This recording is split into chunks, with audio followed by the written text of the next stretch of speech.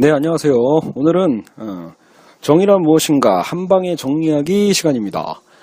제가 몇 년 전에 이제 그 샌델의 정의란 무엇인가 강의를 진행을 했었는데요. 이제 그때는 이제 자유지상주의로 한 편, 뭐 공리주의로 한 편, 또 뭐 칸트에 대한 부분, 또 롤즈에 대한 부분까지 해서 아마 한 최소한 4개 이상의 어떤 강의로 진행했던 기억이 나는데요. 이제 어쨌든 이렇게 자꾸 쪼개서 하다 보면 정작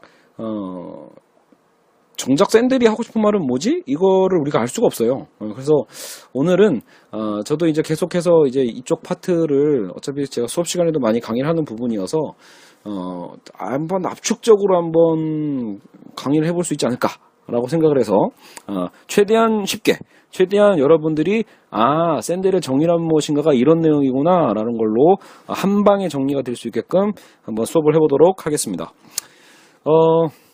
일단 원래 그 정의란 무엇인가가 이제는 큰 열풍은 당연히 지나갔고, 이제 그럼에도 불구하고 이제 스테디셀러로 자리를 잡아서 제가 알기로는 출판사도 바꿔가면서 지금 이제 여전히 팔리고 있거든요. 책값은 더 비싸져가지고 좀 그런 짓 좀 안 했으면 좋겠어요. 저는 저기 뭐랄까 책 두께도요, 여러분 그거 너무 이런 얘기하다 보면 또 수업을 너무 늦어지는데 너무 괜히 책 그냥 두껍게 종이 딱 봐도 너무 비싼 종이고요. 글자가 너무 커요, 폰트가.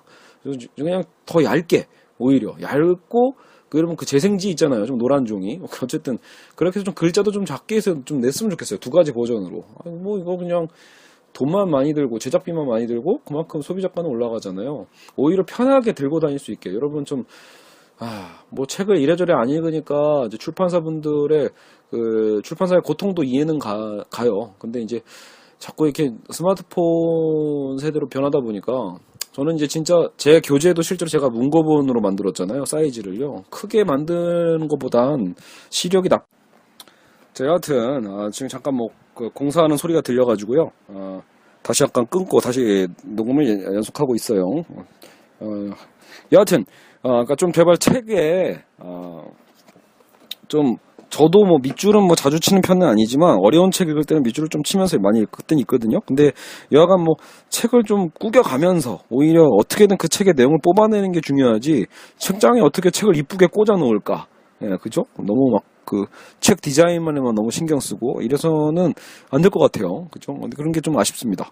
뭐 여하간 좀 정의란 무엇인가 그 책 새로 나온 거 보면서 그냥 그런 씁쓸한 생각이 들더라고요.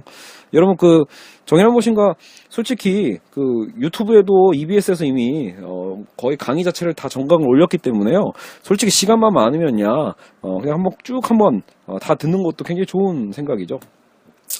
여하간 저는 그래도 이제 여러분의 그 공부하는 시간을 좀 더 압축시키고 거기서 흥미를 다시 돋궈서 다시 책을 보게 만드는 게 제 역할이니까 오늘 어쨌든 엑기스만 한번 강의해 보도록 하겠습니다.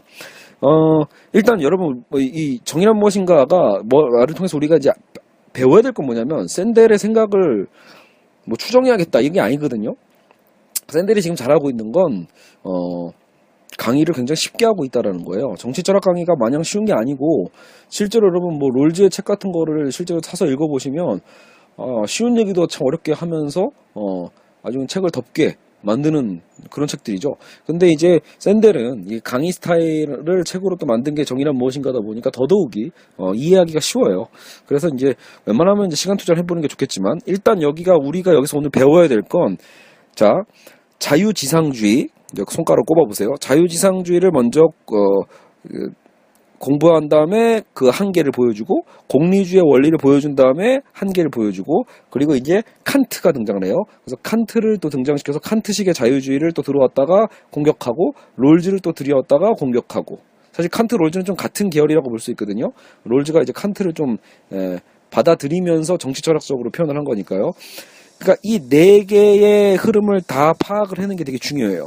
그리고 나서 샌델의 생각이 등장을 하는 거예요. 샌델은 나름의 장점과 단점을 다 검토하다가 결국 그럼에도 불구하고 아리스토텔레스의 목적론적인 윤리가 필요하다. 그죠? 이걸 이제 강조를 하는 거고, 그걸 이제 샌델을 피상적으로 우리가 해석을 할 때 그래서 이 사람도 그럼 공동체주의로 들어가는구나라고 표현을 하는 거예요. 물론 샌델 자신은 이제 좀 부인을 한다라고 하잖아요. 그래서 여러분은 공동체주의는 공동체주의인데 아리스토텔레스의 어떤 그 시민의식, 목적론적인 좀 윤리의 어떤 관점으로 해석해 주시는 게 맞습니다. 그래서 5가지죠. 총 5가지. 그래서 이거를 오늘 짧은 시간 내에 한번 정리를 해볼게요. 자, 일단 자유지상주의와 공리주의를 이해하고 현실에 좀 적용해 볼 필요가 있어요. 왜냐하면 특히 오늘날 현대사회가 이 자유지상주의와 공리주의로 많이 잘 돌아가고 있거든요. 2가지 방식의 그 관점의 그 충돌은 또 있어요. 자유지상주의는 쉽게 얘기해서 여러분 자유주의 알잖아요. 자유주의의 계열인데 일부러 칸트랑 좀 구분하기 위해서 더더욱 이렇게 좀 쓰여진 부분도 있을 수 있을 거예요. 칸트도 자유주의지만 전혀 다른 방식이거든요. 그래서 그 시조는 오히려 우리 로크를 들 수도 있어요. 로크의 어떤 개인의 재산권 형성, 자기 재산권이 예전에는 그거 다 왕의 재산이다 이렇게 봤는데 로크부터는 개인의 소유권에 대한 것을 이제 증명을 하거든요. 그러면서 이제 개인 재산권을 보호하고 이 재산권을 어떻게 하면 더 형성해 갈 수 있을까 이런 것들을 고민하는 과정에서 자유지상주의가 되게 중요한 철학적 논리로 쓰여집니다. 그리고 오늘날에는 대표적인 학자가 로버트 노직인 거죠. 그래서 이 노직의 어떤 또 자유주의 철학이 나타나거든요. 그래서 여러분 자유지상주의 하면 여러분 굉장히 심플하게 익히시려면 그냥 네 멋대로 해라. 이거를 자유지상주의라고 생각하시면 됩니다. 물론 전제는 있어요. 내 재산권이 소중한 만큼 남의 재산권도 소중하겠죠. 그래서 타인의 자유를 침해하지 않는 선에서의 내 멋대로 해라기 때문에 당연히 이 자유와 자유의 충돌에 있어서는 사실은 약간 철학적으로 좀 빈약한 부분도 없지 않아 있어요. 여하간 그럼에도 불구하고 이 자유지상주의가 주로 어디서 유용하게 쓰여지냐면요. 오히려 이런 국가론에 대해서, 즉 시장과 정부의 어떤 부딪힘, 내 개인 재산권에 대해서 어떤 사회 공동체가 무언가를 요구할 때 거기에 대해서 뭔가 이제 내 것을 좀 챙기기 위한, 저항하기 위한 어떤 방식으로서는 굉장히 또 중요한 철학적 위치가 있습니다. 그래서 단순히 어떤 이 이익적 범주에 대한 개념으로 봤을 땐 자유지상주의와 공동체주의가 굉장히 대조되는 측면이 있어요. 말 그대로 가족 안에서의 나가 아니라 오히려 나라는 어떤 주체성, 독립적인 나의 자유, 이런 걸 강조할 때는 자유지상주의도 의미가 있거든요. 자유지상주의의 가치가요. 근데 이제 주로 이 자유지상주의는 그 약간 재산권에 조금 더 그 많이 활용되고 예민한 측면이 있어요. 그래서 오히려 현대국가에서는 세금 띄어먹을 때 있죠. 띄어먹는다는 표현보다는 국가가 세금을 징수하려고 하는 거에 대해서 어쨌든 철학적으로 반대할 때 국가가 대체 어떤 권리로, 무슨 권리로 내 재산을 띄어가는 거지? 여기에 대해서 가장 저항하기 좋은 철학적 논거가 자유지상주의입니다. 자, 근데 여하간 이 자유지상주의가 추구하는 거에 있어서 근데 가장 이제 공리주의와 좀 비교를 해볼 필요도 있는데요. 공리주의는 그런 자유지상주의의 개인의 권리에 대한 걸 중시하는 것과 반면에 그 공리주의는 행복과 고통에 대한, 즉 감정을 되게 중시합니다.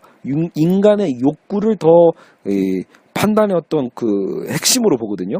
그래서 벤담의 공리주의가 대표적이죠. 그래서 벤담이 추구했던 공리주의란 옳고 그름, 정의란 무엇인가라고 정리할 때 자유지상주의는 나 개인의 권리와 자유, 그 권리의 자유가 정의지라고 한다라면 공리주의는 아니야. 진짜 옳고 그름에 대한 판단의 핵심은 바로 우리의 감정에 있어. 우리가 대체 왜 살고 있는 거지?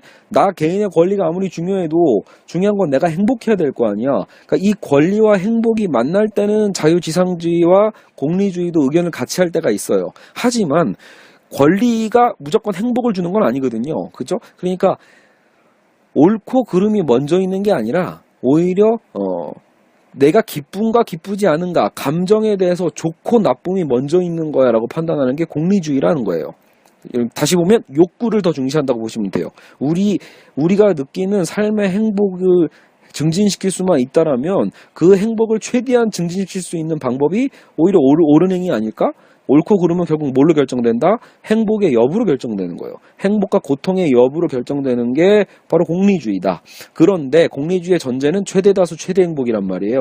그러니까 근데 나 하나만 행복한 것보다는 이왕이면 사회 전체가 최대한 행복할 수 있는 게 곧 나도 행복한 거 아닐까라고 얘기하는 게 공리주의의 개념이라는 거죠. 자, 그래서 여러분, 공리주의가 사실은 되게 쉬우면서도 어려운데요. 원칙을 이해하는 건 쉬워요. 개개인의 행복의 여부를 통해서 옳고 그름을 결정하는 것. 근데 이게 단순한 개인만의 행복은 아니에요. 즉, 최대 다수의 최대 행복을 추구한다라는 거죠. 그래서 최대 다수의 최대 행복을 추구하다 보니까 어떤 때는 공리주의가 공동체주의랑 구분이 안 갈 때가 좀 생겨요. 공동체주의는 뭐 말 그대로 개인보다는 다수와 집단에 대한 어떤 가치를 더 먼저 중시하는 거거든요. 그러다 보니까 야, 최대 다수의 최대 행복을 위해서라면 소수의 행복과 충돌할 때는 다수의 행복이 우선하는 거 아니야? 라고 볼 수 있어요. 공리주의는요. 그러다 보니까 야, 그거 공동체주의랑 똑같잖아. 이런 오해가 나온다라는 거죠. 실제로 그런 부분에서는 역시 같아요. 하지만 여러분, 공리주의가 왜 이런 문제가 생기냐면 벤담은요, 개인과 사회를요 구분하지 않았어요. 즉 개인과 사회가 아주 다른 거고 대립되는 거야 라고 보지 않고요. 그냥 사회라는 것 자체를요 개인이 모여있는 일개의 집합체로 봤단 말이에요. 여러분, 그래서 사회 시간에 사회 명목론, 사회 실제론 공부하신 분 계실 거예요. 그러니까 사회라는 것이 정말로 따로 존재하는 거냐. 예를 들어 여러분 뭐 민족이라는 게 정말로 민족이 실체가 있는 걸까라고 할 때 사실 그때는 좀 의심이 되거든요. 그러니까 우리 민족, 우리 국가 할 때는 실체가 있는 것 같지만 내심 따져보면 그래, 하긴 내가 모여서 있는 거 아닌가? 나라는 존재가 모이다 보면 그냥 그게 국가가 되는 거고 민족이 되는 거 아닌가라고 싶잖아요. 그러니까 벤담 같은 경우가 사회 명목론자라고 볼 수도 있을 거예요. 사회라는 건 그냥 이름뿐이고 사실은 이게 뭐다? 개개인이 다 모여있는 집합체에 불과하다. 그렇다면 사회 전체, 즉 최대 다수 최대 행복을 이뤄낼 수 있다라면 결국은 개인이고 사회니까요. 개인이 모여있는 게 사회이기 때문에 사회 전체의 최대 행복량을 높일 수 있는 방법을 택하면 결국은 그것을 차지하고 있는 개인들도 자연스럽게 행복해질 수밖에 없다라고 본 거예요. 그래서 개인의 행복과 사회 행복은 연결되어 있다라고 봤다라는 거죠. 그런데 이럴 때 소수의 행복과 다수의 행복이 부딪힐 때는 그때는 소수가 행복을 양보해야 된다라고 벤담도 얘기는 합니다. 그 결국 충돌성은 생길 수밖에 없는 거죠. 그러니까 결국 그런 약간 그래서 모순적인 부분이 생겨요. 공리주의도요. 그러다 보니까 어떤 면에서는 공동체주의랑 비슷해 보일 때가 있고요. 어떤 때는 자유지상주의랑 비슷해 보일 때가 있는 거예요. 이게 결국은 뭐와 만나냐에 따라서 여러분이 좀 구분해 볼 필요가 있습니다. 어렵나요? 예, 여하튼 저도 항상 수업할 때 이 부분이 가장 그래서 질문을 많이 받거든요. 왜냐면 문제를 풀다 보면 공리주의 지시문이 자유지상주의랑 같이 붙어 있을 때는요, 공통점으로서는 개인의 권리를 둘 다 나름대로는 중시는 해요. 그러니까 여러분, 공리주의도 근대 철학이잖아요. 결국은 근대 사상이기 때문에 당시에 개인의 기본권 자체를 뭐 당연하게 무시하는 철학자는 드물어요. 그러니까 개인의 기본 가치에 대해서는 벤담도 중시합니다. 하지만 개인의 가치가 다수의 어떤 이 행복과 연결될 수 있다라고 봤다라는 거예요. 그러니까 이왕이면 최대 다수의 최대 행복을 추구하자. 근데 그러다 보면 다수의 행복을 위해서 소수가 어쩔 수 없이 양보해야 된다라는 거예요. 그런 부분에서 자유지상주의와 충돌하는 부분도 생긴다라는 거죠. 자유지상주의는 뭐라고 하겠어요? 다수 행복을 위해서라도 내 개인 행복을 양보할 이유는 없어. 왜? 내 개인의 권리니까. 이렇게 중시하겠죠. 그런 면에서 차이가 있다. 자, 그러면 사례로 한번 연습해 볼까요? 자, 안락사 논쟁을 따져봤을 때도 마찬가지예요. 안락사를 허락할 것인가 말 것인가에 대해서 얘기할 때 공리주의라면 최대 다수의 최대 행복을 먼저 따져보는 거예요. 그러니까 안락사, 사람의 죽음을 우리가 판단할 수 있는가 없는가는 공리주의에서는 그렇게 중요하지 않아요. 옳고 그름을 판단하는 건 결국은 행복량이니까 이 안락사를 시행했을 때 과연 누가 행복하고 얼마나 이 사회가 행복해질 수 있는가를 따지면 됩니다. 이해 가시죠? 그래서 사회 전체 행복량을 증가시킬 수만 있다라면 안락사는 해도 되는 거예요. 할 수 있습니다. 알겠죠? 그런데 이제 역으로 이건 좀 이따 이제 칸트를 들고 들어와야 되는데, 어쨌든 자유지상주의에서는 뭐라고 얘기할 수 있냐면, 자유지상주의도 안락사를 역시 찬성할 수 있는 논거 중에 하나인데, 거기에 기준은요, 다수가 행복할 건가 말 건가, 즉 나의 행복의 크기를 따지는 건 중요하지 않아요. 중요한 건 그냥 지금 나의 판단이죠. 내가 이 판단에 대해서 뭐 후회하지 않고 남에게 피해를 끼치지만 않는다라면 말 그대로 네 멋대로 해라, 이겁니다. 그러니까 자유지상주의는 되게 간단해요. 이런 윤리 논쟁에 있어서는요, 그냥 네 멋대로 해라. 대신 아까처럼 남의 자유를 침해하지 않는 선에서만요.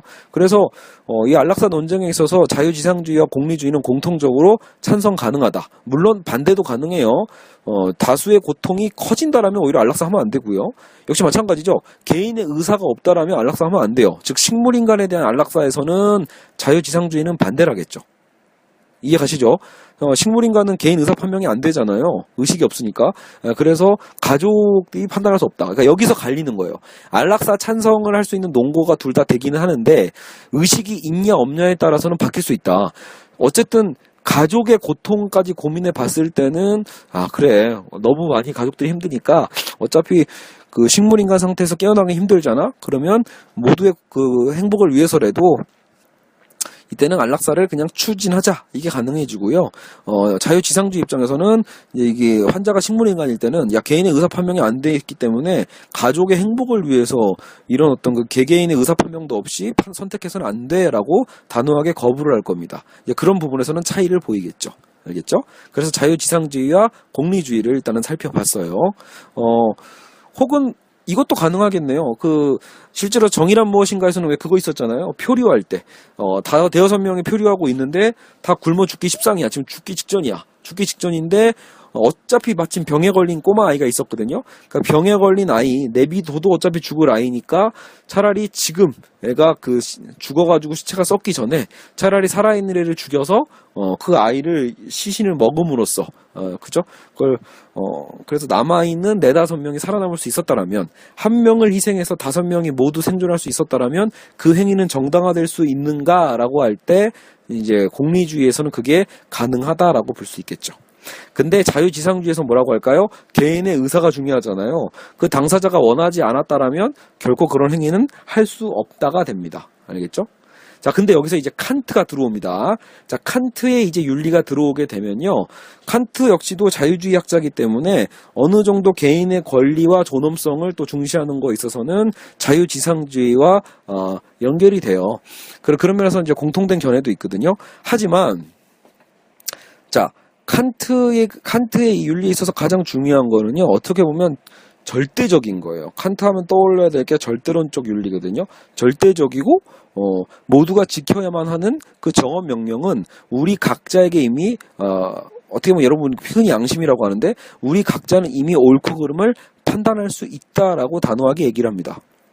즉, 공리주의와 일단 이 부분에서 굉장히 대조가 되는데요. 공리주의는 옳고 그름 자체를 우리의 감정의 여부로 따졌죠. 과연 이게 얼마나 행복한가, 얼마나 불행한가를 따졌다면 칸트는요, 행복과 불행이 옳고 그름과 대체 무슨 상관이냐라고 얘기하는 거예요.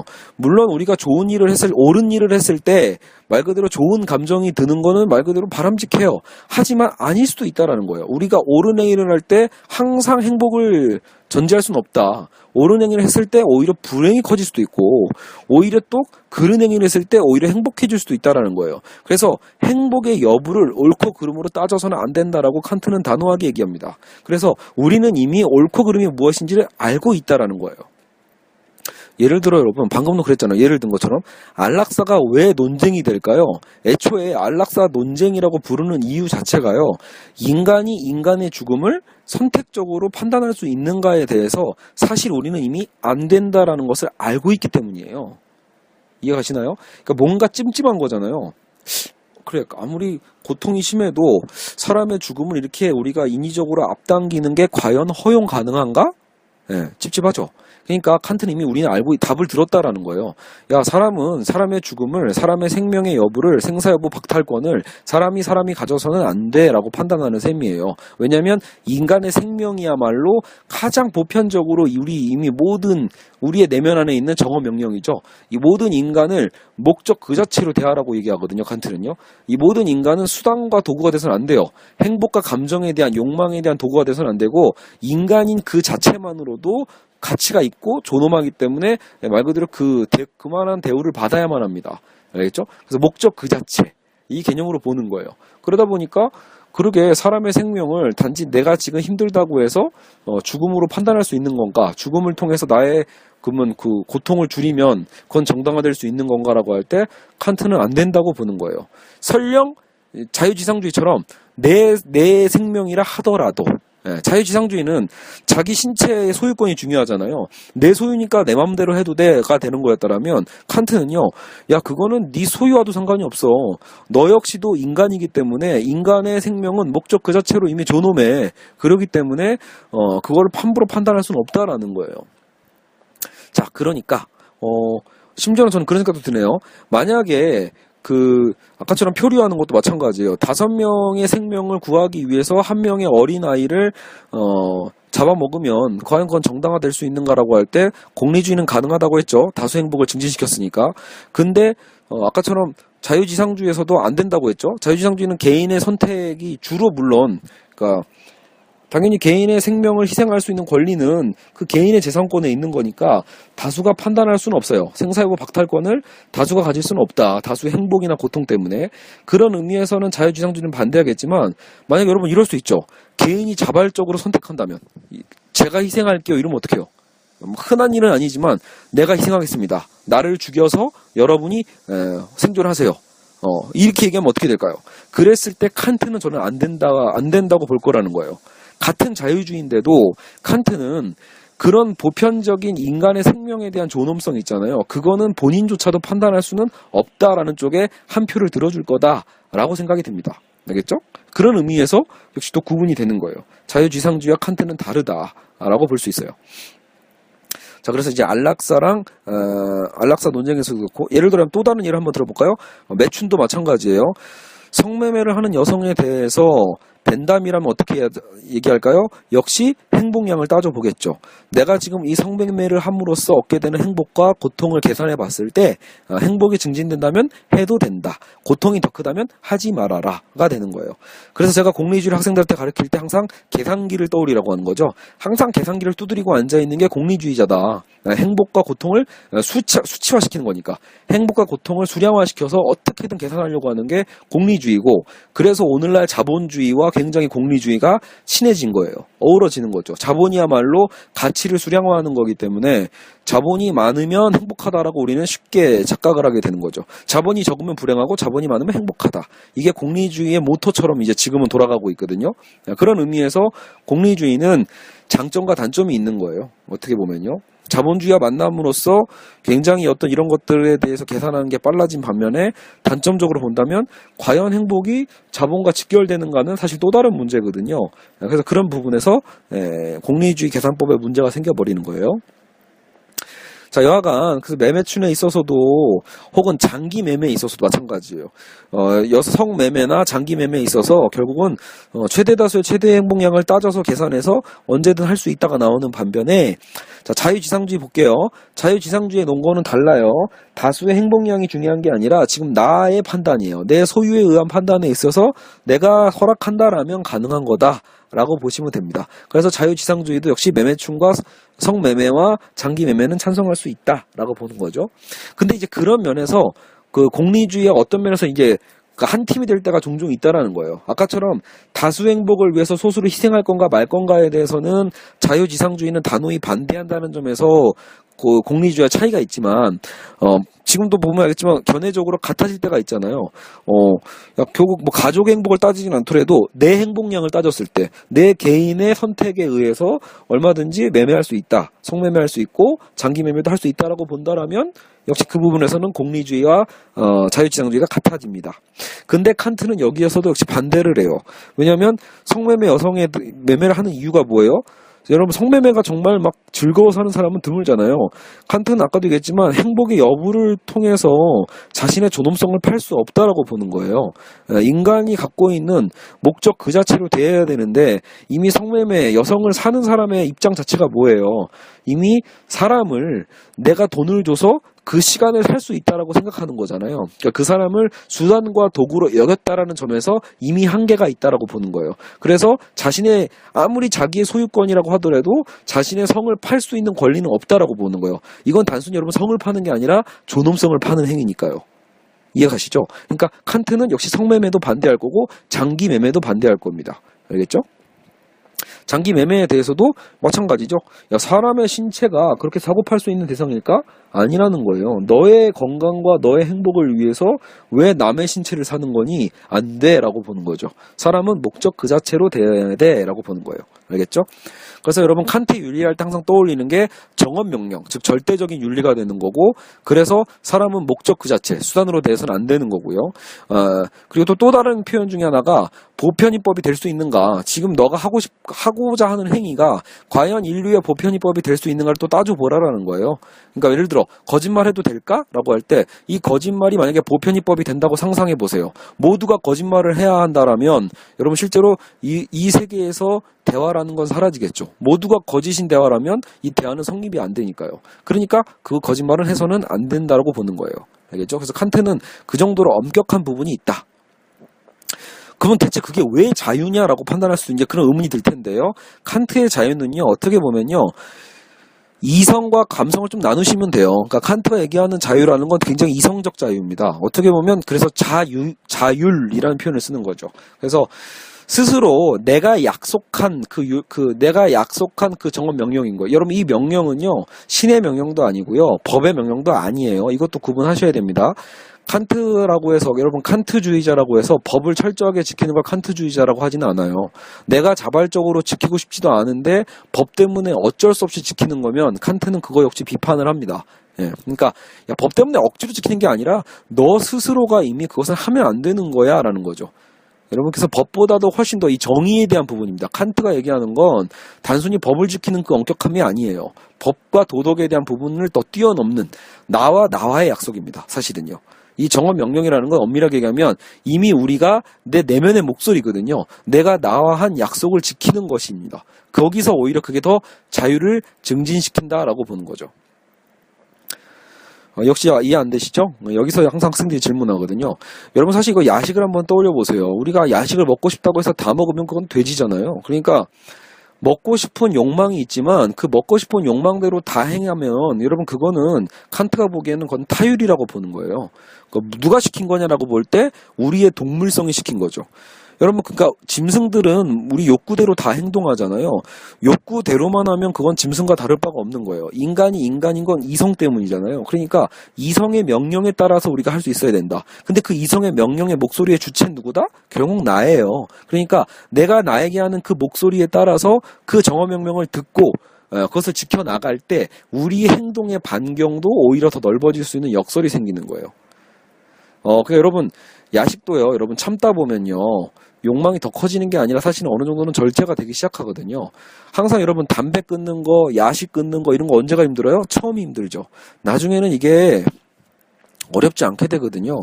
그 이유가 뭐다? 결국은 그거예요. 내가 나와의 약속을 지켜감으로써 거기서 나의 자유의 행동 반경이 더 넓어지는 거거든요.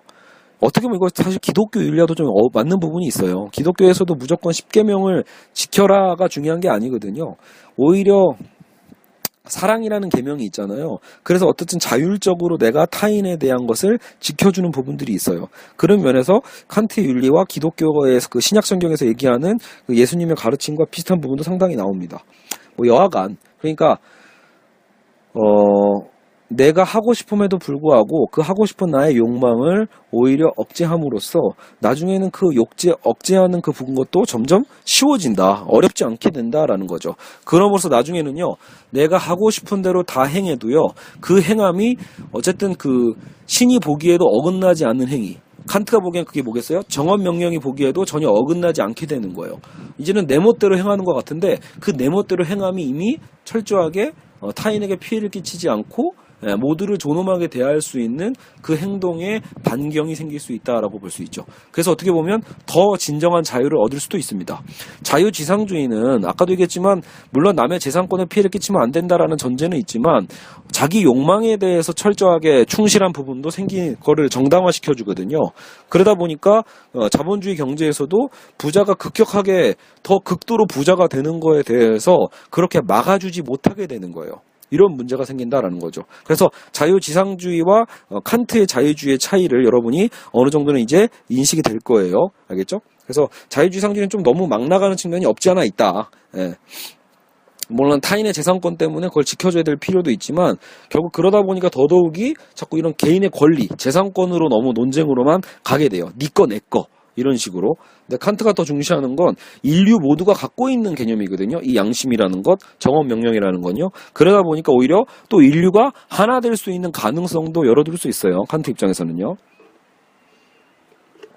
거기서 나중에 그래서 왜 칸트의 영구평화론이 나오는 거잖아요. 칸트가 되게 구체적으로 정치 철학을 얘기하진 않았지만 오히려 또 세계 시민사회, 세계 시민이라는 개념으로 해서 더 공적인 자유에 대한 걸 주장했었거든요. 그래서 나중에 칸트의 그 계몽이란 무엇인가라는 그 짧은 논문은 진짜 읽어볼 만한 책이에요. 그래서 그 우리가 얘기하는 사적 자유와 공적 자유를 좀 구분을 해서 얘기를 하는 거죠. 세계 시민의 어떤 자세를 통해서 우리가 사유하게 되고 행동하게 된다라면 사실 세계의 영원한 평화도 가능해지지 않을까. 이런 것들에 대한 구상이 이제 유엔이나 이런 걸 통해서 실현됐다라고 보실 수 있어요. 물론 아직도 칸트가 얘기하는 영구 평화는 멀었지만요. 자, 이제 롤즈로 갑시다. 롤즈. 자, 지금 30분 만에 우리는 자유지상주의와 벤담의 공리주의, 그리고 이제 칸트의 이제 윤리를 살펴봤습니다. 자, 그러면 우리가 이제 윤리적인 논쟁에서는 사실 이렇게 여러 가지 이제 얘네들 앞에 있는 애들이 따져지는데, 롤즈는 그러면 왜 등장하냐라고 봤을 때, 이제 이 오늘날 사회의 구조, 사회 시스템의 어떤 문제에 대해서 이제 딴지를 거는 게 이제 롤즈예요. 다시 얘기하면, 자, 아까도 얘기했지만 자유지상주의와 그리고 벤담의 공리주의는요, 오늘날 자본주의 정치 체제에서도 굉장히 잘 맞아떨어진다고 했잖아요. 그러니까 최대 다수의 최대 행복이라는 논리가 어떻게 또 활용되냐면, 우리 GDP 있잖아요. GDP가 증가할 수만 있다라면 오히려 사회적 분배는 별로 중요하지 않아 라는 논거에서도 공리주의가 활용이 되거든요. 우리 MB 정권이 추구했던 게 뭐예요? 전형적인 맨날 낙수 효과만 얘기하잖아요. 그냥 야 일단은 높여. 성장 중심이죠. 선성장 후 분배. 근데 분배도 적극적이지 않잖아요. 그냥 자연스럽게 되는 거야 분배는, 이렇게 얘기하잖아요. 그래서 일단 파이를 키우자. 이 파이론의 핵심이 또 공리주의 철학이에요. 그러니까 공리주의처럼 야 일단 최대 다수의 최대 행복이니까 어떻게든 이 파이를 좀 키워보자. 파이를 키우다 보면 좀 더 좋은 세상이 오지 않겠니? 이런 약간 무책임성도 생겨버리는 거예요. 그죠? 게다가 그러면서 선성장론에 대해서 공리주의가 적용된다라면 아까처럼 국가의 개입을 해서 세금 띄어가는 방식 있죠. 거기에 대해서는 또 이 자유지상주의가 한몫한단 말이에요. 야, 왜 대체 내가 열심히 일해서 번 돈을 국가가 가져가는 거야? 가져가지 마. 세금 감세하자. 세금 좀 줄여줘. 이렇게 얘기하는 게 자유지상주의예요. 즉 오늘날 기득권층들이 주로 갖고 있는 철학이 자유지상주의와 공리주의라고 보시면 됩니다. 자유지상주의와 공리주의는 철학적으로는 분명히 다른데, 이게 여러분 결국은 코에 걸면 코걸이고 귀에 걸면 귀걸이라는 잖아요. 그러니까 오늘날 기득권들이 필요한 거는요, 정통적 철학이 아니에요. 말 그대로 본인들의 어떻게 하면 재산과 권력을 유지할 수 있을까잖아요. 거기서 유용한 게 이 공리주의와 자유지상주의인 거예요. 알겠죠? 그래서 개개인의 자유를 더 증진시켜 주는 게 중요해라는 논거 하에서 오히려 빈부격차를 더 방치하게 되는 문제가 생기는 거죠.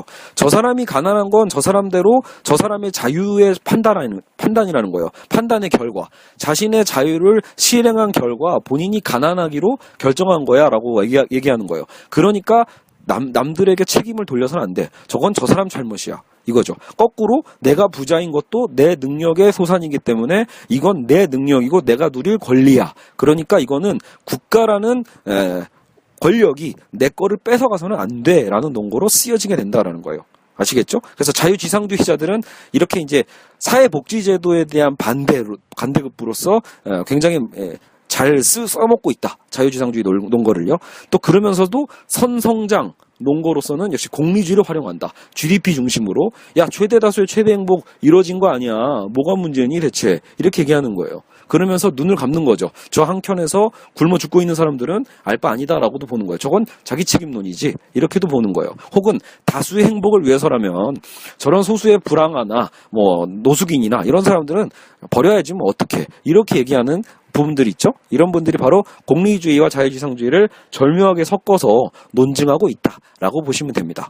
근데 거기에서 칸트는 아까 윤리적으로 사람을 목적 그 자체로 대하고 존엄성으로 대하자는 논거를 얘기했지만, 이게 그렇다면 이렇게 오늘날처럼 정치 철학적으로 어떻게 사회 제도를 형성할 건가 라고 할 때는 그 윤리를 고스란히 적용하기 힘드니까 여기서 등장하는 게 롤즈인 거예요. 그래서 롤즈가 보기에는 여기서 이제 롤즈의 철학을 핵심적으로 얘기하면 공정으로서의 정의거든요. 예. 혹은 혹자들은 평등적 자유주의자라고도 얘기해요.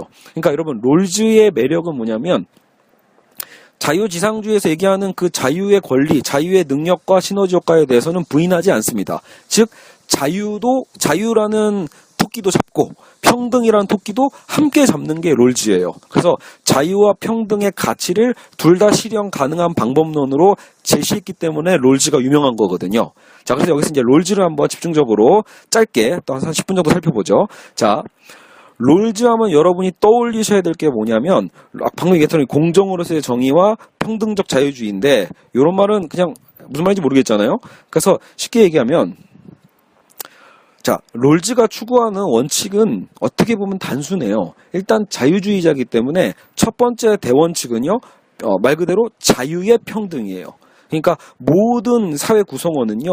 자유로워야 될 권리가 있는 거예요. 그래서 자유의 평등. 누구는 자유롭고 누구는 자유롭지 않고 이건 안 된다라는 거죠. 다시 얘기하면 노예제도 안 된다는 뜻이에요.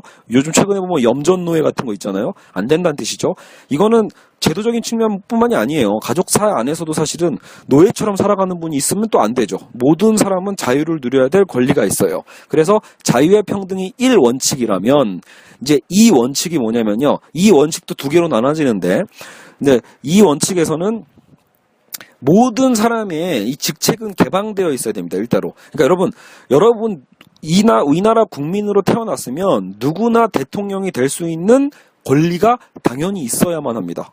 당연하죠, 여러분. 그러니까 즉 그 직책 같은 거 있잖아요. 대통령이 됐든 법관이 됐든 의사가 됐든 뭐가 됐든 간에 여기에 어떠한 전제도 있어서는 안 되는 셈이에요. 사실 엄밀하게 얘기하면 국민이라면 모두가 거기에 평등하게 그 권리를 누릴 수 있는 그런 자격이 있다라는 거예요. 권리에 대한 자격이 동등해야 한다라고 봅니다. 알겠죠? 실제로 여러분 근데 이 부분은 어느 정도는 좀 많이 실현됐죠. 여러분이 봐도요. 이 부분은 아마 자유지상주의자들도 크게 혹은 우리나라에서 있는 보수주의자들도 크게 반대하진 않아요. 그래 모든 사람은 자격을 다 갖추고 있지. 여러분 대표적으로 여러분 서울대 간다고 한다. 서울대 갈 자격 모두에게 다 열려 있죠. 이런 부분처럼. 자 그런데 롤즈가 시비 거는 건 사실은 뭐냐면요. 바로 그거예요. 이 2-1의 원칙이죠. 과연 그 자격이 정말로 공평하게 열려 있는가? 즉 실질적인 기회의 평등을 따져보는 거예요. 엄밀하게 얘기하면.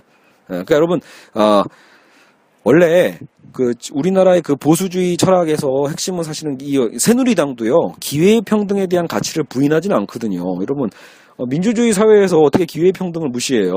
모두에게는 공정한 아까처럼 자격이 있어야 돼요. 누구나 대통령이 될 수 있어야 되고 누구나 서울대를 갈 수 있어야 합니다. 그죠? 갈 자격은 있는 거예요. 단지 본인이 공부를 안 할 뿐이죠. 그죠? 근데 정말 공부를 안 해서 서울대를 못 가는 거라면 문제가 안 되는데 공부를 못 할 수밖에 없는 환경일 수도 있잖아요. 그 부분을 따져보는 게 롤즈인 거예요. 롤즈의 색채를 여러분 이해하셔야 돼요. 그러니까요. 자유지상주의자나 보수주의 철학이나 예를 들어 이 시장경제론자들이 주로 주장하는 건 기회평등까지는 보통은 인정은 해요. 그래서 이런 거 있죠. 뭐 여자라서 안 돼. 이런 거 있죠. 서울대 여자 못 와요. 이러면 안 되죠. 이건 불공평한 거. 이건 있어서는 안 돼요. 기회평등이 있어서는 차별이 있어서는 안 되죠. 지역차별이 있어서는 안 되죠. 무슨 도 출신이니까 서울대 못 와요. 이것도 안 돼요. 알겠죠? 그러니까 그런 기회평등은 자유지상주의도 용인한다. 이건 개인의 권리로 보는 거니까요. 그런데 롤즈가 중시하는 건 실질적인 기회평등이다. 즉 이건 거죠. 자, 서울대는 갈 수 있는 자격은 있는데 태어났더니 집이 너무 가난해. 너무 가난해서 서울대 학비도 될 정도가 되지 않아요. 더 큰 문제는 뭐예요? 서울대 학비는 싸기라도 한데 서울대 들어가기까지 남들과 경쟁할 때 사교육을 받을 돈도 전무하고 심지어는 고등학교를 다닐 만한 급식비도 없다라면 어떻게 될 거냐라는 거예요. 너무 극단적인가요? 여러분 하지만 의외로 많다라는 거죠. 그리고 여러분 무상급식 논쟁 여러분 아직도 진행 중이잖아요. 창피해야 되는 거죠.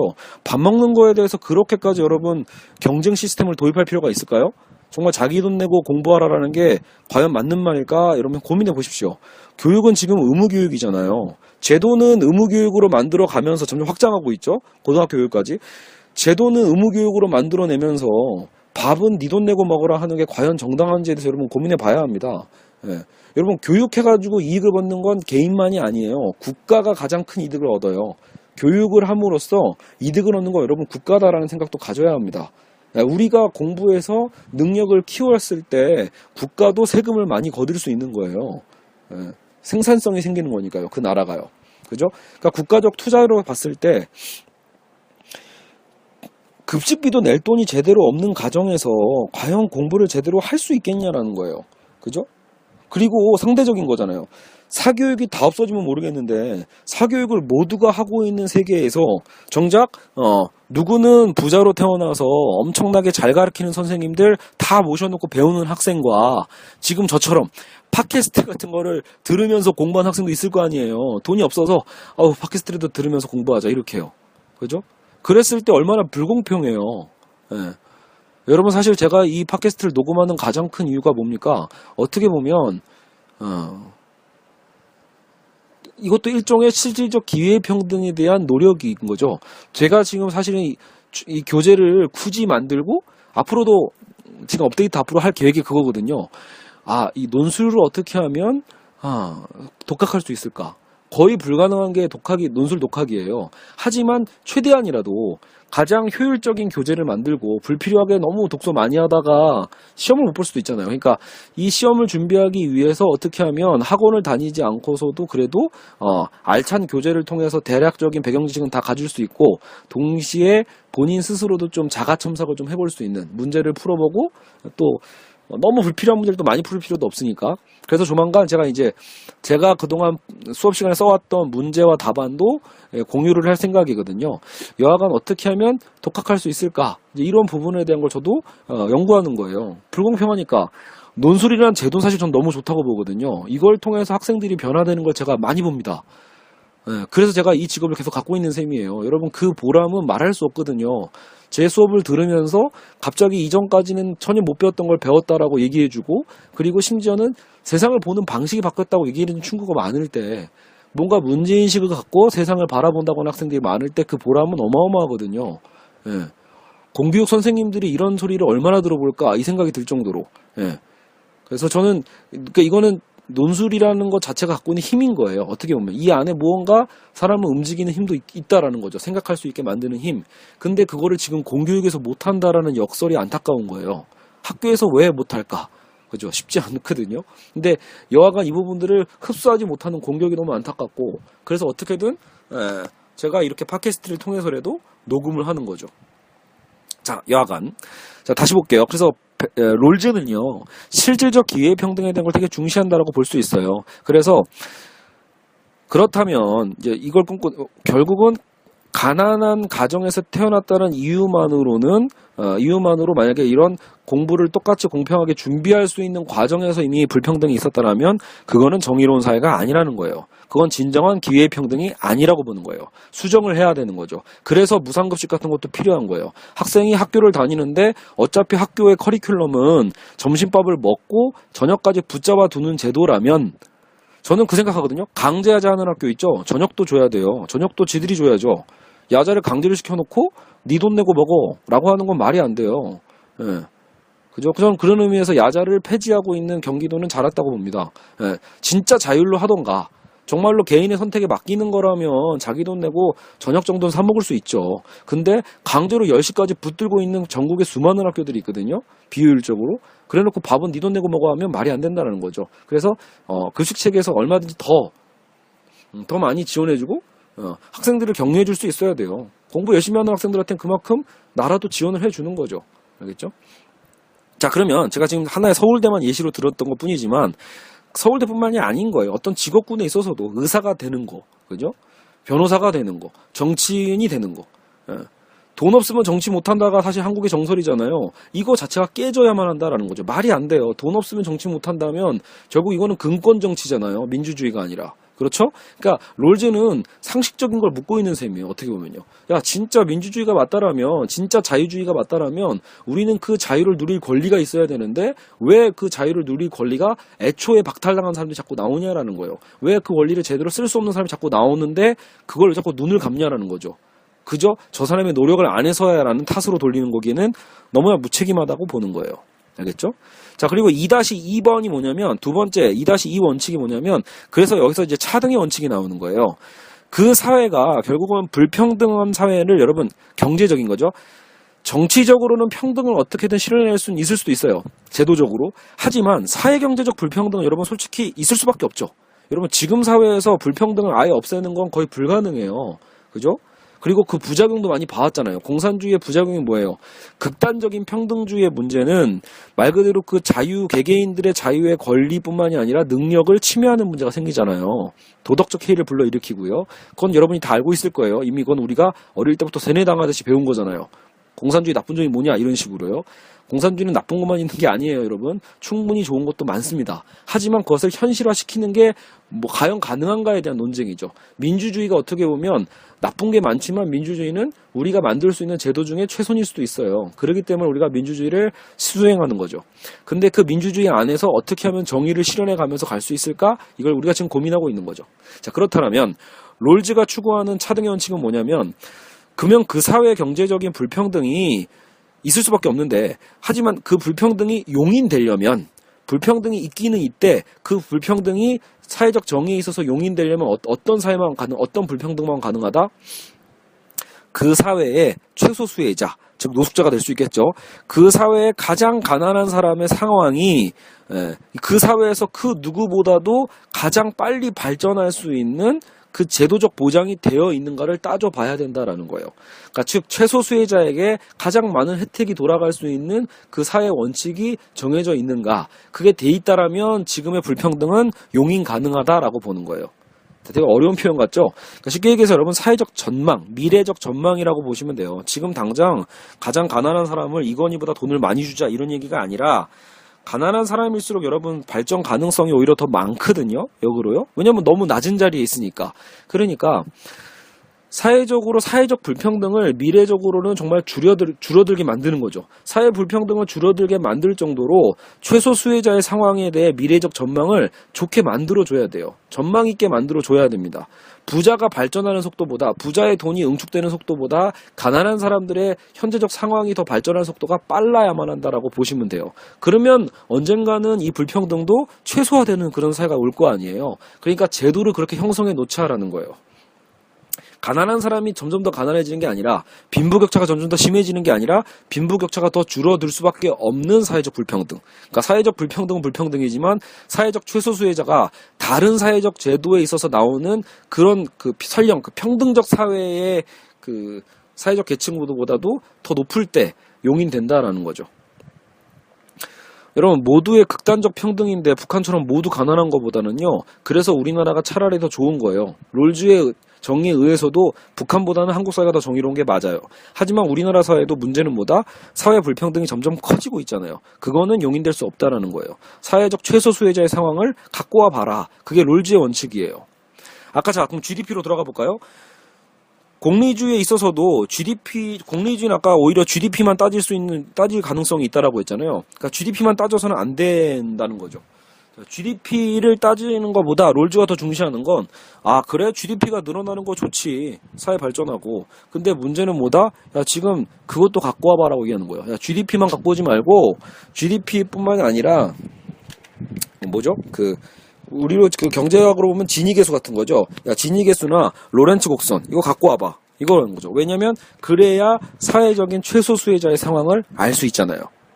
이해 가시죠? 그러니까 이렇게 롤즈의 이론을 따질 때 공리주의와 딱 비교되는 게 바로 그 부분인 거예요. 자유지상주의와 따지는 부분은 뭐였다? 아까처럼 진정한 기회의 평등. 그냥 형식적 평등이냐, 형식적인 기회의 평등이냐, 실질적 기회의 평등에 따라서 자유지상주의와 롤즈의 어떤 자유주의는 좀 갈려요. 근데 벤담과 갈리는 부분은 뭐다? 벤담은 GDP 최대다수 최대공모가 올라가면 되는 거잖아 라고 본다면 롤즈는 야 갖고 와봐. 너희 그 불평등은 인정하겠는데, 내가 그 불평등을 인정하려면, 너희 나라의 지금 진위계수, 불평등 지수가 과연 완화되고 있는지를 따져봐야 될 것 같아. 여기까지 요구하는 게 롤즈라는 거예요. 이해 가시죠? 그러니까 여러분 다시 보면, 롤즈는 개개인의 능력 차이도 인정해줘요. 그러니까 개개인이 그러니까 열심히 노력해서 부자가 되는 건 당연하다고 보는 거예요. 그거 인정. 알겠죠? 그러니까 자유주의 인정해 주는 거예요. 자유주의 물론 중요해라고 봐요. 하지만 그 사회가 결과적으로는 이런 사회적 분배에 대해 있어서 진정한 공평한 사회가 되려면 어느 정도는 평등도 같이 끌고 갈 수밖에 없다라는 거예요. 네. 있는 자가 없는 자를 위해서 어떻게 보면 분배적 장치를 만들어 갈 수밖에 없다라고 보는 거죠. 그래야 이 불평등이 인정 가능하다라고 봐요. 여러분, 그래서 롤즈에서 또 하나 잠깐 또 배워야 될 게 뭐냐면, 그래서 무지의 베일이에요. 들어보신 분은 알 텐데, 결국은 그 사회 제도를 결정을 할 때는 어떻게 결정하는 게 가장 공정하다? 그러니까, 여러분, 그러니까 롤즈가 분배 정책을 얘기하고 롤즈가 평등적 가치를 주장할 때는요, 이게 사회적 약자가 가난하고 불쌍해서 도와주자 그런 게 절대 아니에요. 알겠죠, 여러분? 그러니까 왜 진보론 쪽에서는 평등주의를 더 강조하는 입장에서는 그 타자에 대한 사랑, 뭐 있죠? 불쌍함, 긍휼, 뭐 이런 것들로 얘기하면서 분배를 제시할 수도 있지만, 롤즈는요, 오히려 이건 거예요. 저 가난한 사람 불쌍하지 않니? 이거보다도 우리 자신을 따져보는 거예요. 부자들 자신을 위해서라도 분배는 해야 된다고 보는 거예요. 너의 이익을 위해서라도 이 사회는 공평해져야 돼라고 보는 거죠. 왜냐하면 누구나 그런 상황에 처할 수 있잖아요, 여러분. 누구나 사업은 망할 수 있고 누구나 한순간에 거지가 될 수 있거든요. 그런 위기 속에서 나의 이익을 위해서라도 나는 공정한 배분을 해놔야 된다라고 본 거예요. 그게 중요해요, 여러분. 남을 위해서 분배한다는 그 느낌 이전에 나를 위해서라도 공정한 분배를 해야 된다. 그래서 무지의 베일은요, 일종의 또 가상 시뮬레이션인데 심지어는 현재 내가 부자인지 아닌지도 모른다는 전제하, 내가 흑인인지 백인인지 모른다는 전제, 내가 남자인지 여자인지 모른다는 전제, 즉 가치 중립이에요. 철저한 중립성 속에서 내가 무엇인지 모른다라는 철저한 중립 속에서 사회 제도를 결정하라는 거예요. 그게 무지의 베일이죠. 현재적 상황을 전혀 모른다는 전제 하에서 만약에 여러분 사회 제도를 결정한다고 생각해 보세요. 그러면 내가 여자, 이런 거죠. 상상해 보세요. 내가 만약에 여자로 태어날지 모르는 상태라면, 그죠? 그러면 남녀 불평등한 제도를 애초에 만들겠냐라는 거예요. 그죠? 내가 노숙자로 태어날 수도 있는 가능성이 있다라면 노숙자에게 불리한 사회를 만들겠냐라는 거예요. 일종의 그런 패자부활전이잖아요. 어떤 상황에서도 노력만 하면, 자유주의니까 노력만 하면 그 발전의 속도는 그 사회 그 어떤 계층보다도 빠르게 올라갈 수 있는 그런 사회적 제도를 만들어줘야 형평성이 생기잖아요. 노력하면 여러분도 이건희처럼 부자가 될 수 있겠죠. 노력하면 여러분 누구나 대통령이 될 수 있겠죠. 그런 사회를 어떻게든 만들어내는 게 롤즈입니다. 그래서 공정으로서의 정의인 거예요. 알겠죠? 그래서 무지의 베일이 현실에선 불가능하지만 그거를 가상적으로 해서 판단할 수는 있다라고 저도 생각이 들거든요. 처음엔 저도 얼토당토 않다고 생각했는데 하긴 못할 것도 없는 거예요. 서로가 그래 아무것도 우리가 어떻게 되는지 몰라 라는 생각 속에서 만약에 어떤 제도를 선택한다라면 가장 공정한 제도를 우리는 결정할 수 있게 된다라고 보는 거죠. 알겠죠? 이게 제가 주로 내는 사례가 또 그 케이크 분배하는 거거든요. 모두가 케이크를 먹고 싶어 하는 상황에서 가장 케이크를 공정하게 분배하는 방법은 케이크를 나누는 사람, 케이크를 자르는 거죠. 즉, 이 분배 제도를 결정하는 사람이 가장 마지막에 먹으면 돼요. 케이크를 자르는 사람이 가장 마지막에 케이크 조각을 남은 거 하나를 고르게 된다라면 그 사람은 자기가 케이크를 그나마 최대한 많이 먹기 위해서라도 가장 공정하게 배분할 거다라는 거죠. 이 원리와 같아요. 케이크를 배분하는 방법과 이 롤즈의 무지의 베일은 원칙상으로 같다라고 보시면 됩니다. 이해되시죠? 네. 그래서 나중에 좀 더 상세한 건 제가 이제 데우스 엑스 마키나 강의를 하고 있으니까 차후에 제가 이거를 다시 한번 좀 쪼개서 사례를 좀 더 많이 넣어서 수업을 해드릴게요. 알겠죠? 오늘은 한 방에 정의하는 정의란 무엇인가니까요. 자, 이제 마지막으로 갑시다. 자, 그러면 칸트와 롤즈는 그러면 대체 뭐가 문제냐라고 할 때 아직까지 단점이 없었죠. 사실은 정의란 무엇인가에서도요. 이들의 단점을 그렇게 크게 부각시키지는 않고 있어요. 즉 공리주의와 자유지상주의는 사실 부족한 점이 많이 있거든요. 오늘날 현대 자본주의 사회의 웬만한 맹점은 다 갖고 있어요. 근데 뭐 칸트나 롤즈에 대해서는 보니까 샌델도 아주 비판적이지는 않아요. 하지만 최소한 이제 롤즈가 그런 얘기를 하는 거거든요. 과연 그렇게 가치 중립적인 게 가능하냐라고 묻고 있는 셈이에요. 아까 무지베리 얘기한 것처럼 결국은 우리는 아까 칸트도 그랬잖아요. 옳고 그름은 그냥 우리가 아는 거지 뭔가 이게 더 좋고 나쁨에 대한 것을 따질 수 없다라고 봤잖아요. 근데 이제 샌델은 그런 얘기를 하는 거예요. 오히려 우리가 이 사회 공동체를 살아가면서 이 사회 공동체가 추구하는 영광이라는 거, 영광과 명예라는 게 있는데 사실 그런 소속감에 의해서 우리가 나름대로 그 명예를 추구하는 삶을 사는, 즉 좋은 삶이죠. 말 그대로. 벤담식의 좋은 건 또 다른 거죠. 벤담은 쾌락적인 어떤 측면만 더 중시한다라면 이 공동체적 가치에서 왜 여러분 사회적 그 시민적 규범 있잖아요. 시민으로서의 삶. 예? 우리가 민주주의의 시민으로서 어떤 자세로 살아가야 될 것인가라고 할 때 결국은 그 본래의 목적에 가장 어울리는 삶을 사는 게 좋은 삶이다라고 사실은 아리스토텔레스가 얘기를 해왔거든요. 여러분 우리가 그 교과서로 도덕 시간에서 그 도덕책 공부하잖아요. 그건 책을 공부하는 게 아니라 사실은 뭐예요? 우리가 어떤 시민으로서 살아갈 것인가 도덕 규범을 가르쳐 주는 거죠. 실제로 아리스토텔레스가 민주 시민으로 키워내기 위해서는 이런 그래서 교육이 되게 중요하다고 봤거든요. 그러니까 샌델이 강조하는 건 어떻게 보면 그건 거예요. 이 롤즈나 칸트식의 가장 큰 맹점, 문제점은 뭐냐면 오히려 우리의 감정을 너무나 메마르게 만들 수도 있게 되는 거죠. 그러니까 단순히 무지의 베일 속에서 아무 가치 판단을 하지 않고 선택하게 된다면, 그러니까 공정성에 너무 몰입하게 되면, 공정한 가치만을 강조하게 된다면, 정작 그 사회 공동체가 추구하는 그 사회적인 그 영광과 명예에 대한 가치들 있잖아요. 숭고한 가치들이 오히려 다 훼손될 수도 있다라고 보는 거예요. 그러니까 그냥 그렇게 되면 여러분 대학교도요, 뭐 이렇게 추첨으로 가도 별 문제가 없어져 버리는 거거든요. 예, 그냥 공정하다라면 가장 공정한 여러분 추첨제도예요. 오히려 확률적으로 똑같으니까. 그죠? 그러니까 근데 우리가 추첨제도로 선택하는 거에 대해서는 사실은 반대하잖아요. 그 이유 중에 하나가 그건 거예요.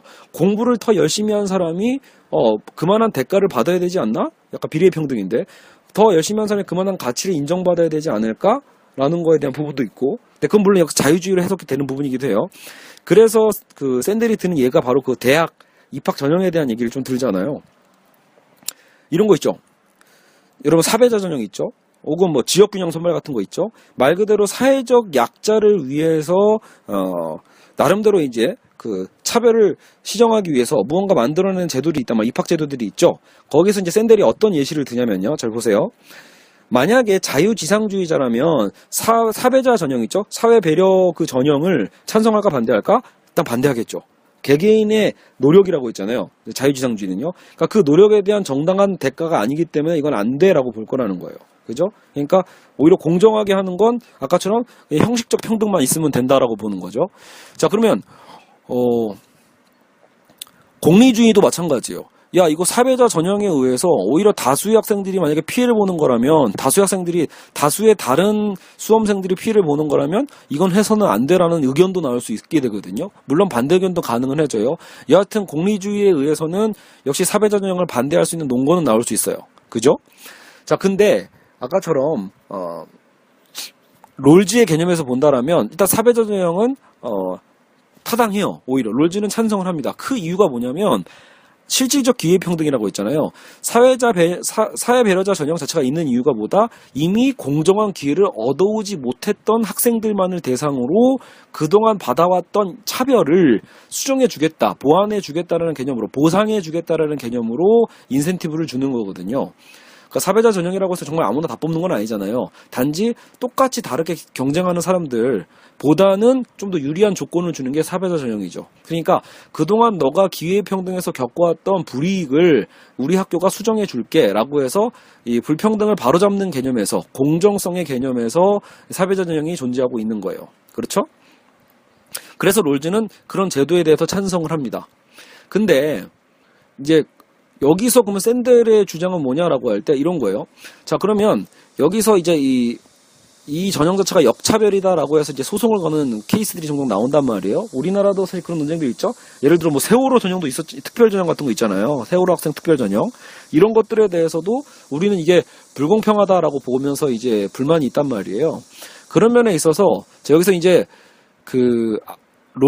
샌델이나 아리스토텔레스도 이 사배자 전형을 반대하지 않아요. 근데 그 논거가 칸트와 롤즈와는 다르다라는 거예요. 사배자 전형을 왜 찬성하냐라고 할 때 바로 이 부분이에요.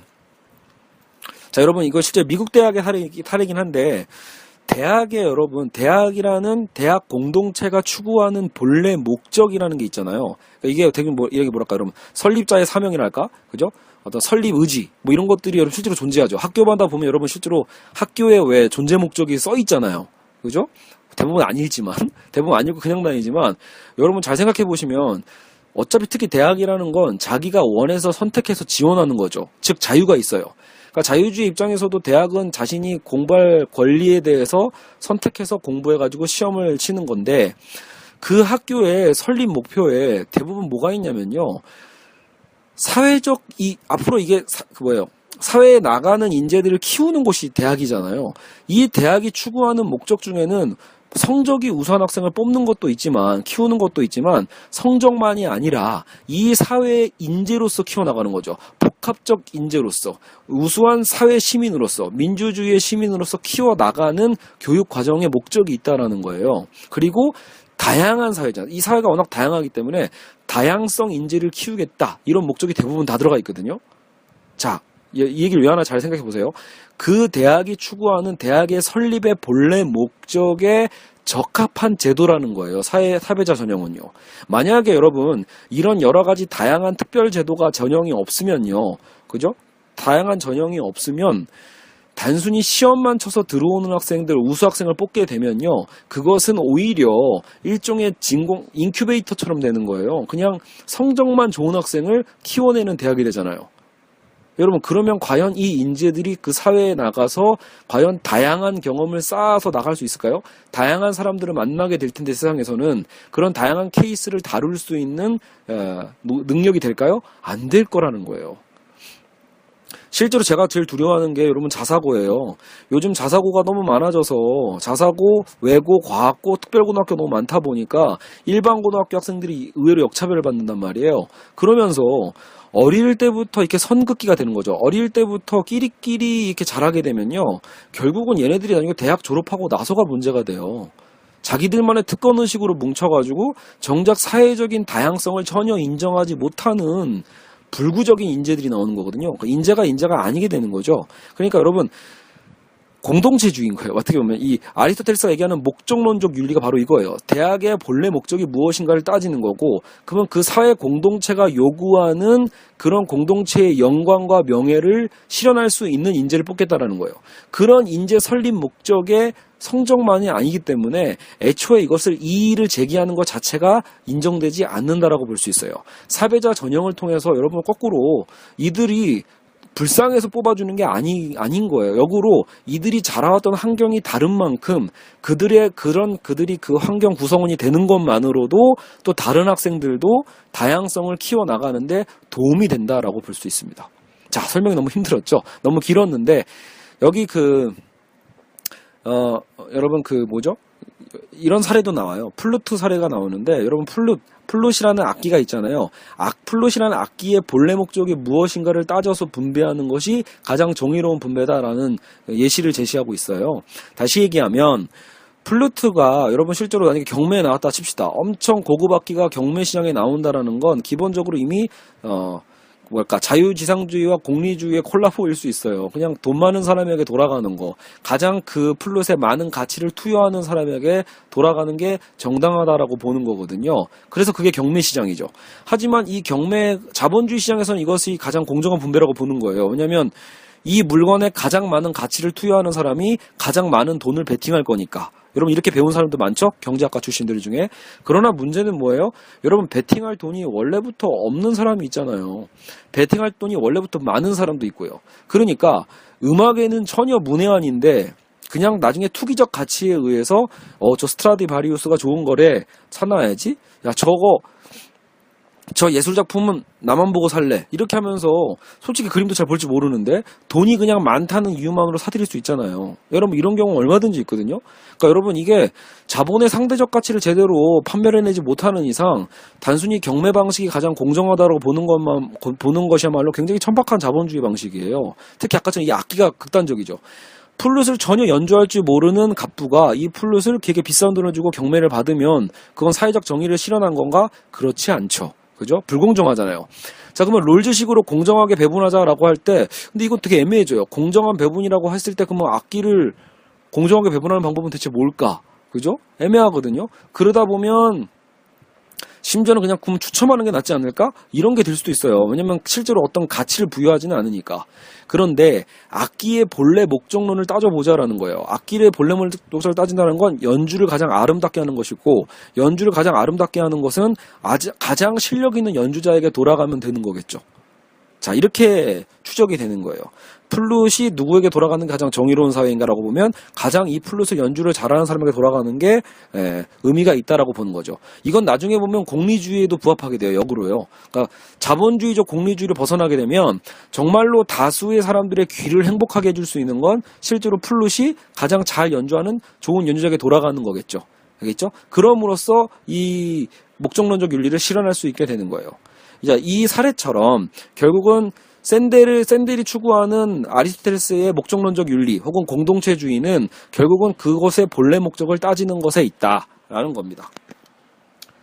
자, 벌써 1시간이 넘어갔네요. 한 방에 끝내려다 보니까 욕심이 많아지고 있어요. 자, 마지막 비유입니다. 자, 그러면 그 책에서도 나오는 사례 연습인데, 자, 여러분 만약에 그러면 최근에 유행하고 있는 대리모 있죠. 대리모 제도는 과연 어떻게 적용해 볼 수 있을까요? 자궁을 빌려가지고 결국은 돈으로 남의 자궁을 사서 자신들의, 그죠?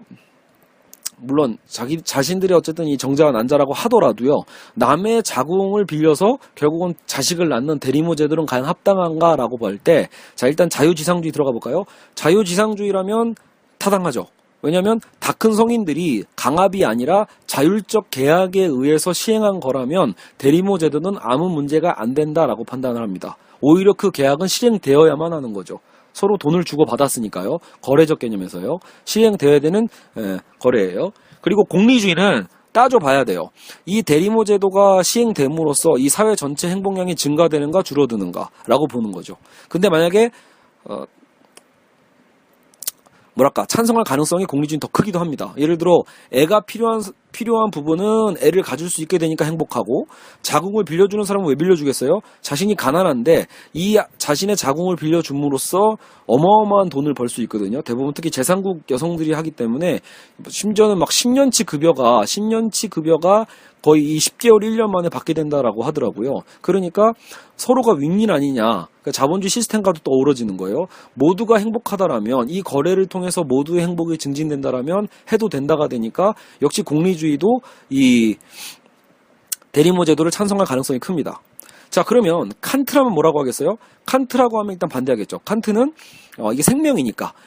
문제는 결국은 이게 사람의 자궁을 자기의 이익을 위해서, 자신의 행복을 위해서 사고 파는 거잖아요. 아까도 얘기했지만 사람은 존재 그 자체로 목적 자체가 되어야 되는데 나의 행복을 위한 수단과 도구가 돼서는 안 되는 거고, 파는 사람도 마찬가지예요. 자신의 자궁을 그렇게 함부로 돈을 받고 팔아서는 안 된다라고 보는 거죠. 자신의 자유의 삶 자체를 그러면 예속되는 거거든요. 그래서 칸트는 안 된다라고 볼 거예요. 그리고 롤즈는 칸트 역시 비슷하니까 역시 공정성에 대한 개념을 얘기할 때 이 거래 자체에 대한 공정성을 얘기하겠죠. 만약에 이 여성이, 자궁을 빌려주는 여성이 원래 돈이 많았다라면 과연 이 거래에 승낙했겠냐라는 거예요. 결국은 너무 가난하기 때문에 어쩔 수 없이 거래되는, 사실 이건 비극적 거래거든요. 엄밀하게 얘기하면요. 그렇기 때문에 오히려 이것도 공정한 거래라고 보지는 않을 가능성이 커요. 근데 여러분 여기서 중요한 거는요, 아리스토텔레스의 원리예요. 즉 샌델의 입장이죠. 여기서 얘기하는 논거는 뭐냐면요, 결국은 출산의 본래 목적을 따져보는 거예요. 대체 임신과 출산의 본래 목적이 무엇일까를 따져봤을 때 이 대리모 방식은 적절하지 않다라고 판단할 가능성이 크다라는 거예요. 특히 거기서 논쟁이 된 게 그거거든요. 대리모가 이 아이를 실제로 10개월간 뱃속에서 키우다 보니까 모성애가 생긴 거예요. 정이 들어가지고 결과적으로 이 아이를 낳았을 때 원래 거래대로 아이를 본래 부모에게 돌려주지 않게 된 거죠. 왜냐하면 결국 내 배로 난 거니까 이건 내 아이다라는 주장을 하게 된 거예요. 소유권 논쟁이 벌어져 버리는 거죠. 그랬을 때 만약에 아까처럼 자유지상주의라면 원래 거래가 있기 때문에 당연히 소유권을 돌려줘야 된다고 보겠지만, 아리스토텔레스의 개념에서 봤을 때는 임신의 본래 출산과 목적으로 봤을 때는 오히려 이 거래 자체는 잘못됐고, 오히려 그 아기는 본래 부모에게 돌아가서는 오히려 안 된다고 볼 수도 있다라는 거예요. 되려 그 진짜 출산이 단순히 정자와 난자만을 제공했다고 해서 임신과 출산이 되는 게 아니라 엄마가 뱃속에서 아이를 키우는 과정의 모성의 과정도 굉장히 중요하다고 인정을 한 거죠. 그래서 임신과 출산의 본래 목적에 맞지 않기 때문에 이 사회 공동체가 추구하는 그 입장에 맞지 않기 때문에 용인 가능하지 않다라고 판단하게 된다라는 거예요. 아시겠죠? 자, 살짝 여러분 여기서 불만이 좀 있을 거예요. 이 공동체주의에 대해서 잠깐 킵해 두시고, 자, 다음 사례, 마지막 사례. 자, 그러면 이제 최근에 특히 문제가 되고 있는 이제 그 동성애 결혼입니다. 동성 결혼을 합법화를 시키자라고 하는 관점에 대해서 역시 어떤 논쟁을 적용해 볼 수 있을까라고 할 때 자유지상주의는 일단 찬성 가능이에요. 국가가 나서서 반대하고 할 권리는 없다. 개개인이 서로 사랑한다라면 동성끼리도 충분히 결혼 가능하다라고 보니까 역시 자유지상주의는 그냥 그때그때 달라요고 니 멋대로 하세요니까 역시 이런 부분에 대해서는 쿨해요. 문제될 거 없어요. 그러니까 자유지상주의는 편하다. 강제로만 안 하면 돼요. 이 결혼은 강제로 시행되는 것만 아니라면 동성결혼은 가능하다라고 보는 거고요. 자, 공리주의는 뭐라고 하겠어요? 계산기 두드려야겠죠? 이 동성결혼을 허함으로써 얻게 되는 사회적인 편익과 이 불이익을 따져보는 거죠. 알겠죠? 그래서 사회 공동체 행복 여부를 따진다. 자, 그러면 됐고요. 칸트는 여기서 좀 문제가 돼요. 잘 모르겠어요. 저도요. 칸트라면 오히려 칸트는 이런 생각 해볼 수도 있을 것 같긴 한데, 원래 갖고 있던 이 성 있잖아요. 이 성에 대해서 과연 이 동성결혼을 정말 합법화, 즉 보편입법으로 했을 때 과연 이 동성을 보편입법으로 하면 여러분 실제로 뭐가 생기겠어요? 정말로 지속적으로 본다라면 이 출산이 끊기게 되잖아요. 동성결혼이다 보니까. 그러면 결국은 인류 전반의 어떤 지속에 있어서는 문제가 생길 수밖에 없으니까 보편입법으로 삼기에는 문제가 되지 않을까라고 이제 반대할 것 같기는 하거든요. 그럼에도 불구하고 칸트의 논리로는 정확하게 이 동성결혼에 대해서는 이거다라고 얘기하기는 좀 어려운 부분이 있습니다. 하지만 자, 아리스토텔레스는 여기서 할 얘기가 있어요. 바로 그게 뭐냐면 결혼이라는 본래 목적을 또 따져보는 거예요. 결혼의 본래 목적은 개개인들의 선택만으로 할 수 있는 게 아니라 결국은 가족과 가족의 결합이거나 그 사회 공동체가 용인하는 축복의 결혼이라고 생각했을 때 지금 이 동성의 결혼은 아직은 인정되기에는 그르다라고 볼 수 있다라고 이제 책에서도 나오거든요. 예. 그리고 역시 마찬가지예요. 출산이라는 또 본래 목적이 결혼의 목적 중에 일부다라고 본다라면 더더욱이 그렇죠. 그렇죠. 그러니까 결혼을 하는 이유 중에 하나가 출산이라는 우리 그 인간 인류의 생산성이라는 것도 있고 또 동시에 가족과 가족 문화와 문화와의 결합인 만큼 사실 이게 그 사회 공동체가 용인하는 선 안에서 받아들여지지 않는다라면 동성결혼은 용인될 수 없다라고 보는 겁니다. 아시겠죠? 자, 그럼 이제 마지막 정리입니다. 샌델의 주장 중에 그럼 여기서 좀 뭔가 불합리한 게 뭐냐면요. 야, 대체 이 본래 목적이라는 걸 누가 정하는 거니라는 거예요. 아까처럼 야, 결혼의 본래 목적, 임신과 출산의 본래 목적이 대체 뭐야? 누가 정한 거야? 라고 할 때 진짜 그 불합리함이 있죠. 예. 그러니까 여러분도 지금 들으면서 야, 결혼의 본래 목적이 정말 출산인가? 요즘은 출산 안 하고 결혼하는 사람 많은데 그렇게만 본다라면 사실은 결혼은 찬성 가능하지 않을까? 이렇게 얘기할 수 있잖아요. 동성결혼에 대해서도요. 그죠? 그러니까 어떤 생산성만을 따지는 거는 오늘날 사회에 잘 안 맞는 부분이 분명히 있고요. 아까 임신과 출산도 마찬가지예요. 임신, 출산에 대해서 사실 그렇게 얘기하는 게 뭐가 문제일까라고 생각하는 사람이 그 사회에 많아진다라면 얘기가 달라질 수 있거든요. 그래서 여러분 사실은요. 아리스토텔레스가 추구했던 목적론적 윤리라는 게요. 그것의 본래 목적이라는 게 정말로 무슨 그 창조주가 이러면 신이 딱 그게 원래 이 창조의 본래 목적은 이거란다라고 해서 누가 딱 정해주는 게 아니라면요. 지금 민주주의 사회잖아요. 민주주의 사회에서 그래서 중요한 게 뭐예요? 끊임없는 열려있는 사회예요. 끊임없는 토론이 그래서 되게 중요하다고 보는 거예요. 샌델도요. 그러니까 여러분 공동체주의고 공동체주의가 샌델이 자신을 공동체주의자라고 단순 명료하게 정의하는 거에 대해서 불쾌한 이유가 바로 거기에 있는 거예요. 공동체주의는 일단 그냥 소수보다 그 개인보다 무조건 그 다수 집단과 공동체에 대한 가치를 중시하는 게 공동체주의거든요. 근데 그렇게 단순한 시스템으로 보지 말라라는 거예요. 무조건 다수라서 옳다라는 게 아니라 그 사회 공동체가 추구하는 본래 가치에 대해서 적합한가 아닌가를 따지는 건데 그 사회 공동체는 어떻게 보면 본래 목적이 무엇인가에 대해서 끊임없이 검토하고 얘기하고 따져볼 필요가 있다라고 보는 거예요. 그래서 시간과 공간에 따라서 여러분 변할 수 있습니다. 바뀔 수 있어요. 여러분 이게 절대론적 윤리가 절대론적 기준을 갖고 있는 건 아닌 거예요. 본래적 목적을 따진다라고 할 때도 그 사회 공동체의 본래 목적은 변할 수 있다. 그래서 여러분 어떻게 보면 앞으로 10년, 20년 후가 돼가지고요. 한국 사회 변화율이 더 커진다라면 사실은 대리모 문제도 합법화될 수도 있고, 임신과 출산, 아까 동성 결혼도 합법화될 수 있는 사회가 충분히 공동체주의적으로도 용인 가능한 시대가 올 수 있다라는 겁니다. 이해 가시죠? 그래서 오히려 샌델이 꽉 막힌 방식으로 본래 목적을 따라야 돼라고 해서 우기는 게 아니라 오히려 좀 민주적 토론에 대한 어떤 가능성도 열어두고 있다라는 것을 여러분 그 책에서 잘 짚어낼 필요가 있습니다. 아시겠죠? 그래서 저는 이제 최근에 동성애 논쟁이 많은데요. 또 특히 동성 결혼이요. 동성애는 뭐 서로 사랑하고 동거하는 거니까 사실은 그거를 국가가 관여할 권리는 저도 없다고 보고요. 문제는 결혼을 인정해달라는 논거는 좀 다른데요. 동성 결혼의 찬성 논거에 대해서 얘기하자면 역시 자유지상주의나 공리주의를 따져볼 수 있을 텐데요. 근데 저는 말 그대로 이 목적론적 윤리에 의해서 봤을 때는요. 아직은 한국 사회는 시기상조인 거는 분명한 것 같습니다.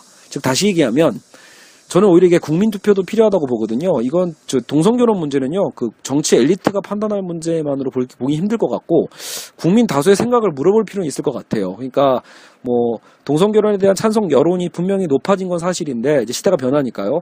더 많은 열린 토론과 의견에 대한 조합이 필요해요. 그러니까 정말 투표를 했을 때 만약에 여러분 7, 80%의 국민이 여전히 반대한다라면요. 동성결혼은 실제로 합법화해서는 안 되게 됩니다. 그걸 합법화하게 되면 7, 80%에 대한 다수가 공동체가 이미 반대하고 있기 때문에 거기에 대한 갈등이 더 극화될 가능성이 높아집니다. 그러면 그 20, 30%는 어떻게 희생하라는 얘기냐라고 할 때 실제로 공동체주의는 그렇게 얘기할 수 있어요.